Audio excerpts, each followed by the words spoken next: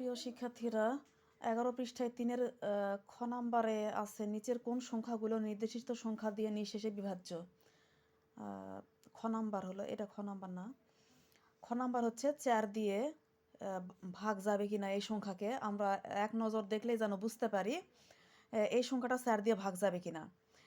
4 দিয়ে বিভাজ্যের মানে ভাগ করার নিয়ম আছে, সেটা হচ্ছে 2টা নিয়ম। একটা হলো কোনো সংখ্যার একক ও দশক স্থানের অঙ্ক দুইটি দ্বারা গঠিত সংখ্যা 4 দ্বারা বিভাজ্য হলে ওই সংখ্যাটি 4 দ্বারা বিভাজ্য হবে। একক আর দশক স্থানীয় অঙ্ক যদি 4 দিয়ে ভাগ যায়, একক আর দশক স্থানীয় অঙ্ক কিন্তু 42, এই 42কে যদি 4 দিয়ে ভাগ দেওয়া যায় তাহলে এই পুরা সংখ্যাটা 4 দ্বারা বিভাজ্য হবে। এখানে এই কথাটাই বলছে।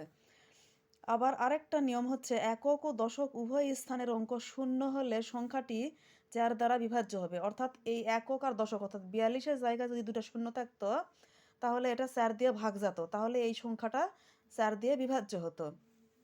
আসলে এখানে শূন্য নাই যেহেতু, সেহেতু আমরা এখানে এখানে কি দেখব, এখানে 85, 42 এই সংখ্যাটিতে একক ও দশক স্থানীয় অঙ্ক 42, এই 42 যা 4 দ্বারা বিভাজ্য নয়। আসলে 42কে 4 দিয়ে ভাগ দেওয়া যায় না, এই কারণে এই সংখ্যাটি 4 দ্বারা বিভাজ্য নয়। অতএব 8542 সংখ্যাটি 4 দ্বারা বিভাজ্য নয়। আল্লাহ হাফেজ।